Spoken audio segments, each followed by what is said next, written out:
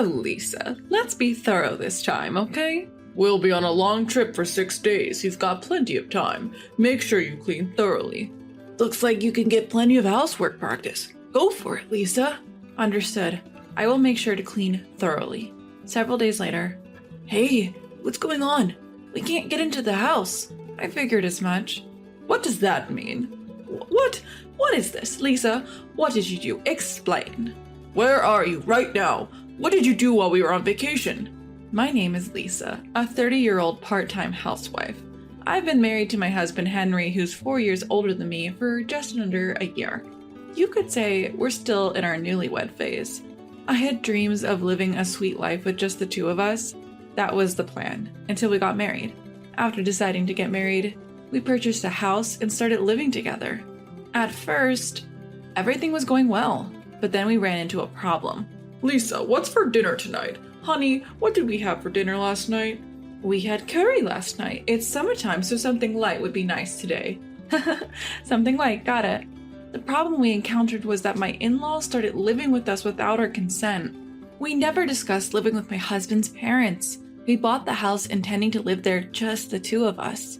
And yet, without a word to me, my in-laws decided to make themselves at home. At first, they just came over and stayed on weekends, but it escalated and they brought their own furniture and started acting like it was their house. It'd be nice if my husband said something, but with him saying things like, Mom, are you feeling the summer heat? Are you okay? Dad too? I'm worried. I don't hold out much hope. I didn't realize until we got married, but my husband acts like a child in front of his parents. He has no opinions about his parents living in our house without our consent. I've tried talking to him about it when it's just the two of us. Hey, I didn't hear anything about your mom and dad moving in. Our house isn't big and we won't have enough rooms when we have a kid. What are we going to do about this? You need to explain and get them to move out. All my husband had to say was this. What are you talking about? We can just move if we have a kid. I think mom and dad would be happy to live with their grandchild. I'd be happy to live with everyone too. Not only does my husband not see any problems with his parents living with us, but he seems to be happy about it. It's hopeless. I gave up on having my husband explain to them. I blame myself thinking, why didn't I realize this before we got married? My husband lived with his parents until we got married. I only visited his parents' house once when we went to introduce ourselves before the wedding. So I had no idea what his lifestyle was like. I had no idea he was such a mom's boy and a daddy's boy. Living with his parents, all of a sudden, is stressful enough. But there's even more piled on top of that. Hey, Lisa, there's nothing I can eat for dinner today. Can you make something else?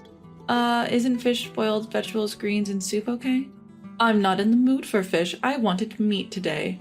My mother-in-law is acting like a princess.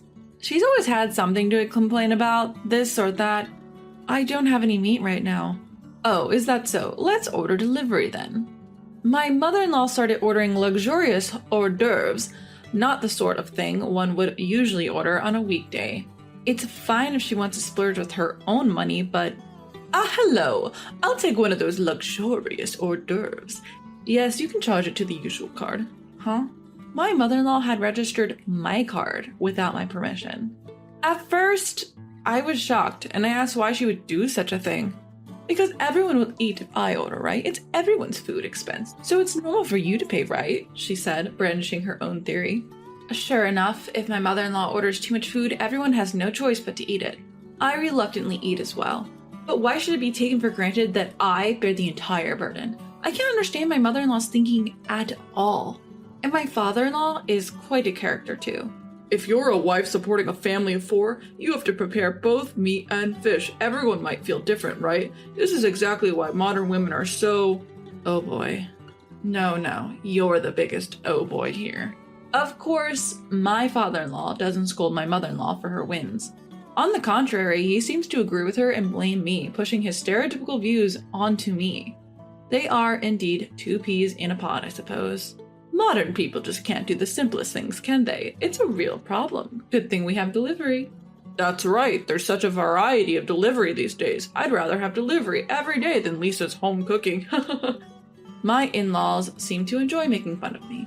Even though I'm covering their food and living expenses and even the money for this house, why should I be made fun of? Anger was bubbling up inside me, accumulating. Because my in-laws are in the house, I began to feel that being at work is better. Fortunately, my work was going well and there was talk of a promotion. I was asked if I wanted to be a project leader and I accepted both. I figured that if I kept busy, my stress from home would lessen. The days when I can't prepare meals have increased, and if my in-laws order delivery, it can't be helped at this point. I prioritized getting away from my in-laws. As a result, my overtime and weekend work increased, but I was lively because there was a sense of fulfillment. Just when I thought I could somehow manage, something happened. On Friday night, I came home after working overtime, and the house was completely dark. It was strange that my husband and in-laws weren't there. It's too early for them to be asleep. As I entered, wondering what was going on, I found a piece of paper on the table. It read, "We're going on a trip. We'll be back on Sunday." What? I hadn't heard anything about a trip. What made me even angrier was that the room was cluttered with delivery containers and bottles of drinks. It's typical for my in-laws and husband not to do housework or tidy up, but they could at least throw away the trash before leaving. I was so angry that I raised my voice. No one was there to hear me. Feeling hollow, I picked up the trash and started cleaning. I sighed as I stuffed the bags with trash. Suddenly a thought crossed my mind. Where the hell did they get the money for a trip? A chill ran down my spine.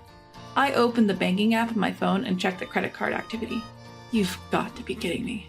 A few $1,000s were charged from a company that appeared to be a travel agency. I tried calling my husband in panic, but there was no answer. Holding back my urge to throw the phone in anger, I decided to check my husband's social media accounts, and there it was. Beautiful beach, it's so pretty. A picture of a blue sky and beautiful beach. The people in the photo didn't look American. Could it be? Further snooping revealed that they were in Bali. I had never imagined they'd go on an international trip, and I felt drained. I hate to say it, but my husband's income is hardly substantial.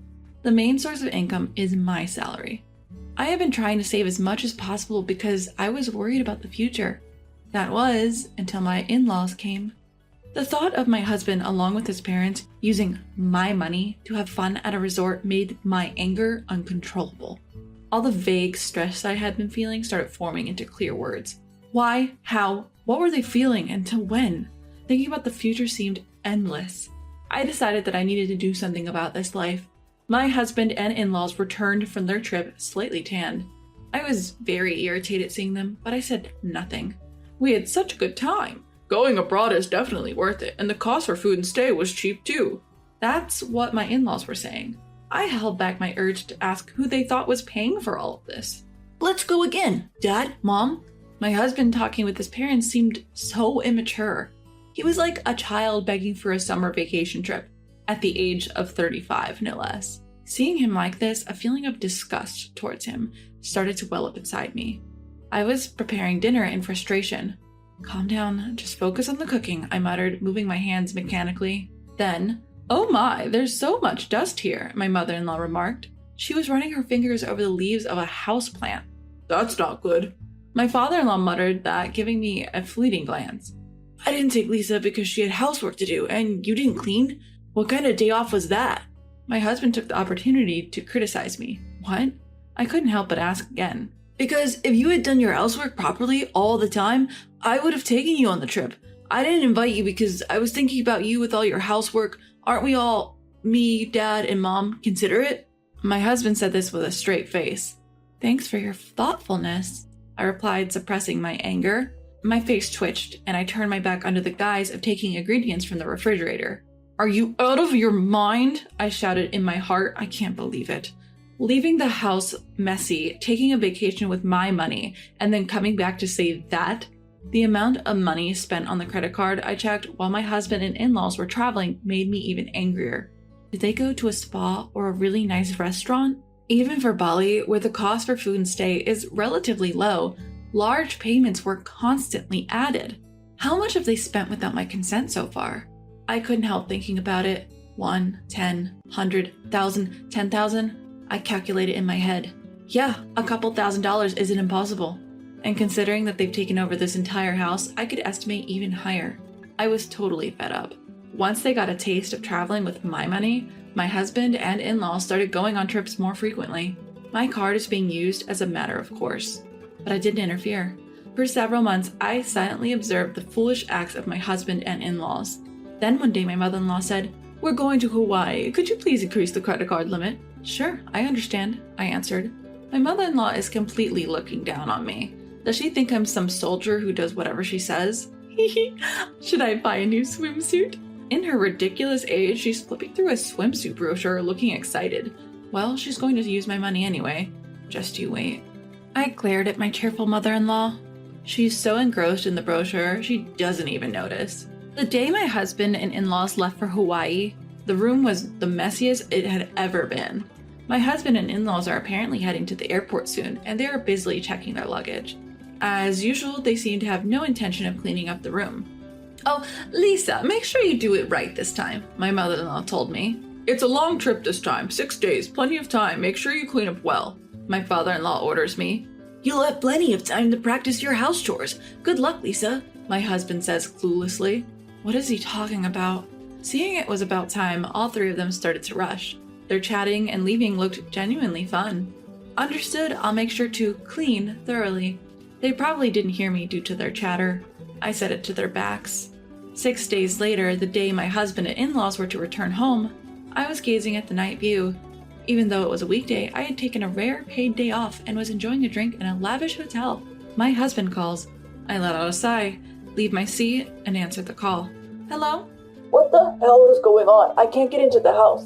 My husband sounds quite panicked. "I thought as much," I said calmly. "What do you mean? What's happening?" It's not surprising my husband is freaking out.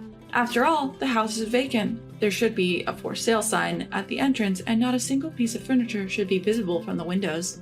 "Lisa, what have you done? Explain. Where are you? What did you do while we were away?" I can hear my mother-in-law and father-in-law yelling in the background. "I cleaned up just as ordered," I answered nonchalantly. "What?" As all three were left stunned, I decided to explain. I went ahead and put the house up for sale. The land too. It's completely clean now. Nothing's left inside. "You foolish woman!" my father-in-law yelled. "You mean, what foolish thing have I done? Who's been doing foolish things, I wonder? You all sure had a great time using your daughter-in-law's money and living it up." Lisa, don't be mean. Quickly, change it back. What are we supposed to do? You'll also be in trouble without a place to live, right?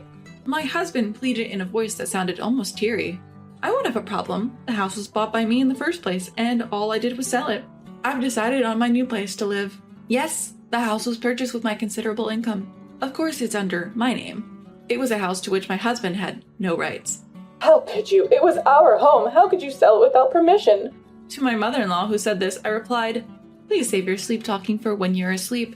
It was never your home to begin with. You were just freeloading, right? Parasiting off me, right? I've made up my mind. I can't continue like this, losing everything. I need to exterminate and rid myself of these harmful pests." "How dare you speak to Mom like that?" The words bellowed from my husband were met with my swift retort. "You're the pest too. I want a divorce. I'm going to demand my money back, which you've recklessly spent. I've already consulted with my attorney. The amount is..." After I could relay the amount, I heard a loud clatter on the other end. It seemed that my husband in shock had dropped the phone. "What happened, Henry? What's wrong?" The voices of my mother-in-law and father-in-law echoed, clearly worried for their son. Dad..." My husband started crying like a child. Through the phone, I could only pull back in disbelief.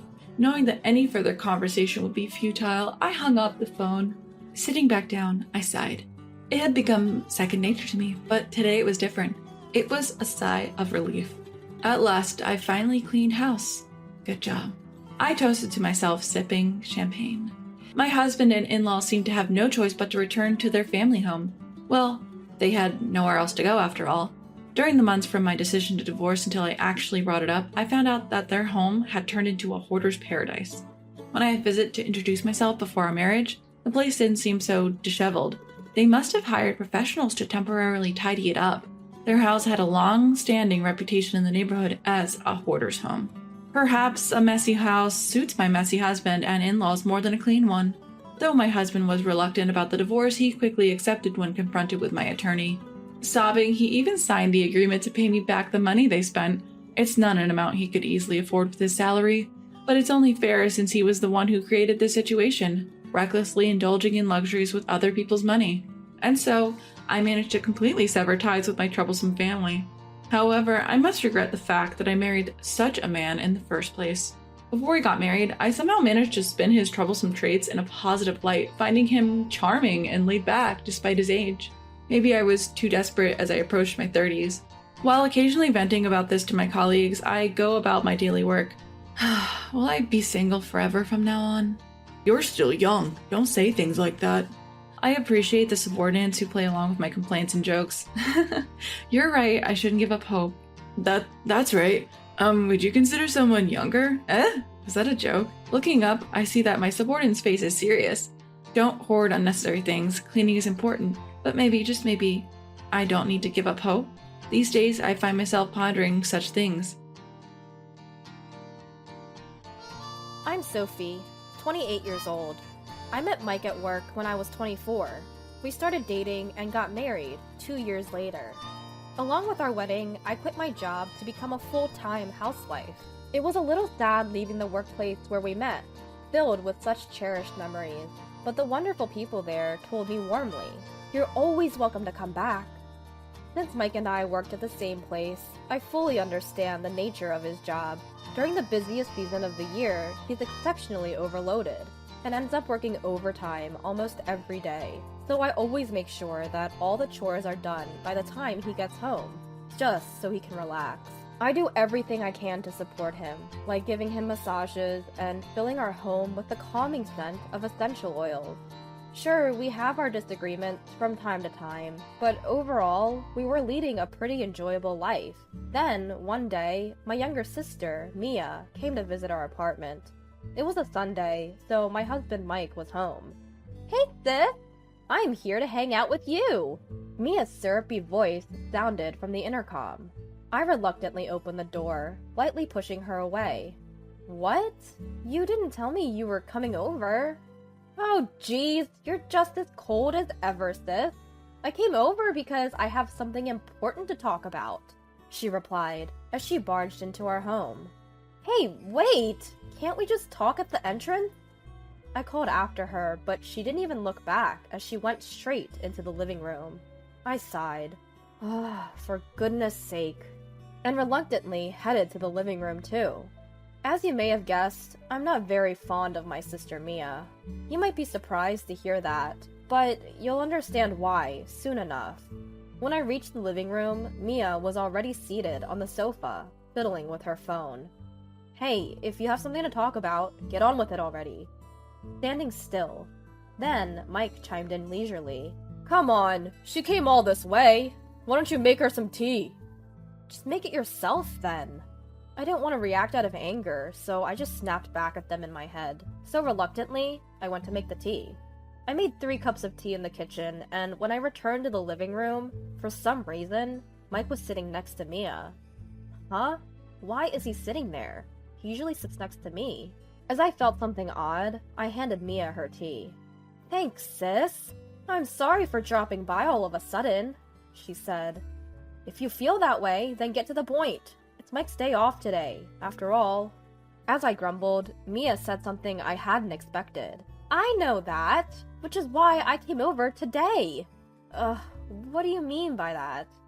As I was about to reply, Mike abruptly cut in. "Sophie, I want a divorce." "What? Divorce? Why so sudden?" I felt as though time had stopped. I didn't understand what my beloved husband was saying. What did I just hear? Was I hearing things? Or was it a dream? Even as I frantically tried to make sense of the situation, there was no mistaking that Mike, my husband, and Mia, my biological sister, were sitting right in front of me. That's when I finally comprehended the fact that my husband was asking for a divorce. I reacted just like you would see in a comic or drama. "What did you just say?"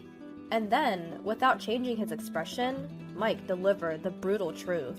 "I got your sister Mia pregnant, so I'm thinking we should divorce. Please let me go."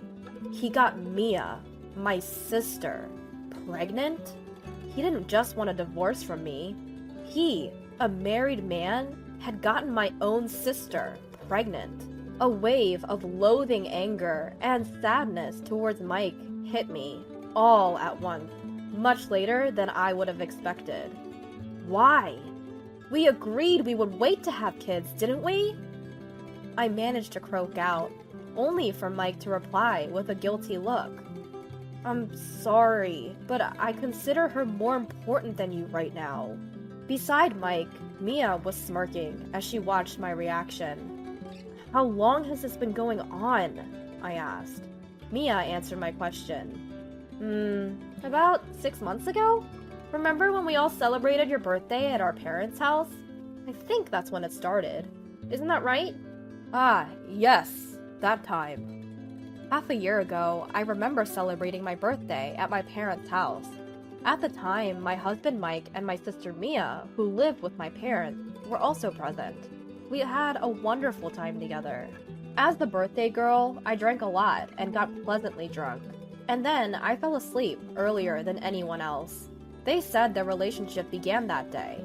When I was completely drunk, Mia took advantage of the situation. Initially, it seems that Mia was the one who made advances, and Mike rejected her. However, after her relentless pursuit, Mike gave in, and they began meeting regularly. Without my knowledge, they nurtured their love for these past 6 months. As a result, Mia, my sister, got pregnant with Mike's child before I did, and I am his wife. Mike chose Mia, with whom he only had a half-year relationship, over me, his wife. What? I don't understand. Why? How? Anger, misery, sadness, a mix of all these emotions turned my head into a whirlwind. However, pursuing the details would not change their relationship. The fact that Mia is pregnant and Mike wants to divorce me are all realities. While I was wrestling with my emotions, Mia snorted with laughter.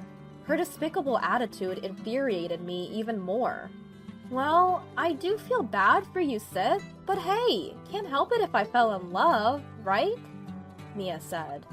Can't help it? What are you talking about? What about this situation is unavoidable? Unable to suppress my emotions, I raised my voice. Well, it can't be helped, right? Even now, the baby in my belly is growing healthily. Can you quickly come to terms with that? Mia retorted. I don't care about that. This would not have happened if you hadn't made a move on Mike. But it's pointless. The more I say, the more miserable I feel. No matter how much I blame Mia, it doesn't change the fact that Mike chose her. Mia is pregnant with his child. He accepts that fact and has prioritized his future with Mia over me. Once I accepted that, for some reason, I had nothing left to say to Mia. Seeing this, Mia exchanged a glance with Mike and smirked. Mia, I want to talk to Mike alone. Could you leave us, please? I said in a tone colder than I'd ever used before. Left alone with me, Mike looked incredibly awkward. Hey, do you really love Mia? I asked. And without making eye contact, Mike nodded slightly. Speak up! Are you considering marrying Mia because she's pregnant?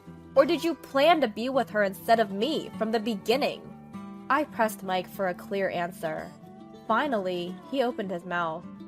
At first, I thought it was okay as long as we didn't get caught. When she got pregnant, I thought I had to take responsibility. That's why I decided to marry her, and that means I have to divorce you. I was deeply disappointed. I thought he would have made a more solid resolve. Such a pathetic reason. My own husband. What a ridiculous man. Rather than sadness or anger, disbelief took over first. Concealing my emotions, I just said, I see, and left the room. Huh, so that's the end of my married life with Mike. It ended, just like that. I murmured to myself in my room. It was a ridiculous and miserable marriage. I've disliked Mia for as long as I can remember, because she always took everything that was important to me. Clothes and accessories were one thing, but she even stole my boyfriends when we were growing up. Whenever I confronted her, she would fake cry and get everyone on her side.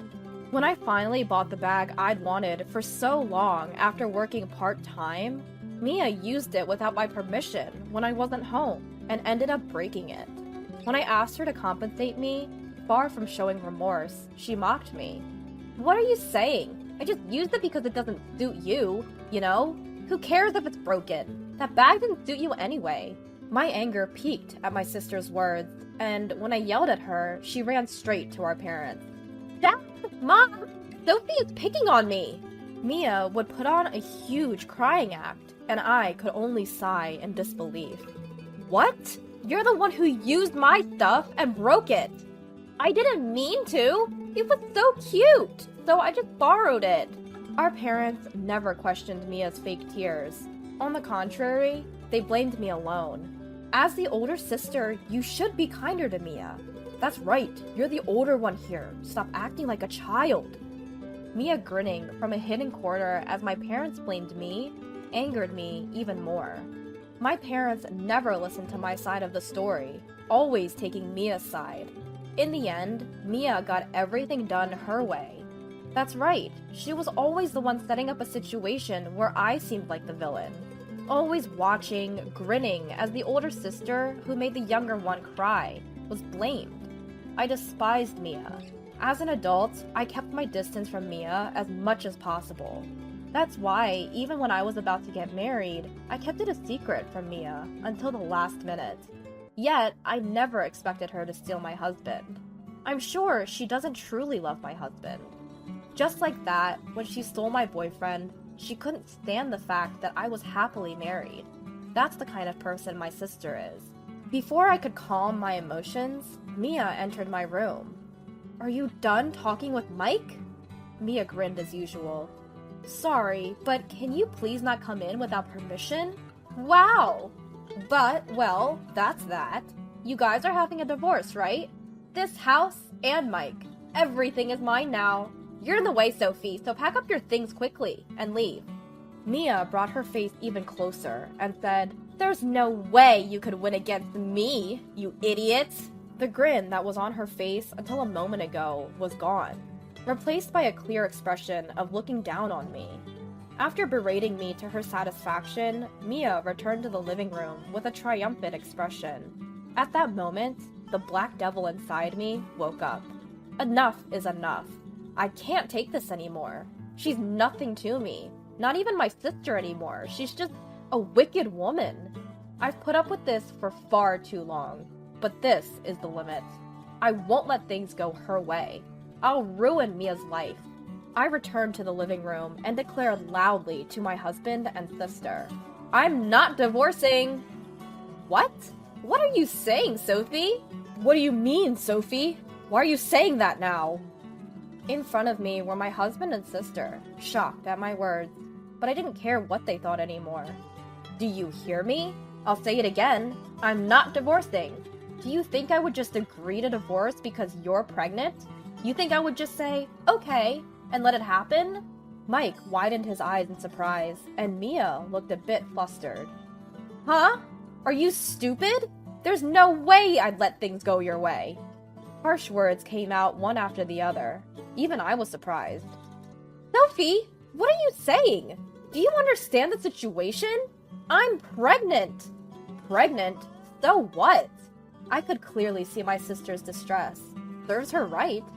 Whether you're pregnant or not, that's not my concern. I won't agree to a divorce, and if you're not satisfied, we can go to court. Court? Isn't that a bit too much? My husband's face twisted at the mention of court, as though he was frightened by the idea. I stood my ground against my sister, who had turned pale. Also, we're done. For me, you're no longer a sister or anything, just my husband's mistress. And, of course, I'll be demanding compensation for distress, so prepare yourself. At my declaration of cutting ties, my sister wore an expression of despair. She looked as if she had aged decades in an instant. I'd never seen her look like this before. It seems my words were hitting home. Finally, I had my revenge. It filled my heart in a strange way. I dragged my collapsed sister to the door, tossed her personal items outside, and told her, Get out and fast! If you linger here any longer, I'm calling the police. She gritted her teeth in frustration, hurriedly gathered her scattered belongings, and left. I then turned to my husband. who was hanging his head in defeat. "Just so you know, I'll be demanding compensation from you too." True to my words, I hired a lawyer and finished various legal procedures. After dragging out the divorce proceedings, I finally divorced my husband once my sister had given birth. My sister and husband were elated, saying, "We can finally be together." But they're so naive. The world isn't that sweet, is it? I timed it perfectly, returning to my old job. Of course, I told the company everything that had happened. I was immediately rehired, having been a dedicated worker, while my husband, who worked at the same company, was met with disdain from everyone. "Did you hear he got his sister-in-law pregnant while still married? That's disgusting. His ex-wife is the one who recently came back to work, right? I feel so bad for Sophie. Couldn't stand it if it were me." The gossip about my husband was all over the company. Of course, I made sure to spread the news everywhere I went. Feeling uncomfortable at the company, my husband voluntarily resigned a month after my return. He apparently lived in an apartment with my sister afterward, but due to financial constraints, they soon had to move into a smaller apartment. My sister didn't want to downgrade her lifestyle and cried to our parents for help. However, I had already revealed everything to our parents at the same time. Our parents, who always sided with my sister, were furious this time and declared they were cutting ties with her. "How dare you sleep with your sister's husband? That's right! And to become pregnant with your sister's husband's child? How are we supposed to face the neighbors?" Both our father and mother were livid. Even my sister should understand that she won't be receiving any more help from them. I may have gone too far. Am I too ruthless? But compared to what that wicked woman did to me, this is nothing. I managed to let off some steam at my parents, who always spoiled my sister, and I was able to recover the compensation for distress from both my ex-husband and sister. Now that I'm back to my old job, I have no financial worries. Now it's their turn to experience hell. They ruined my life enough. From now on, I'm going to prioritize my own happiness and live a fulfilling life.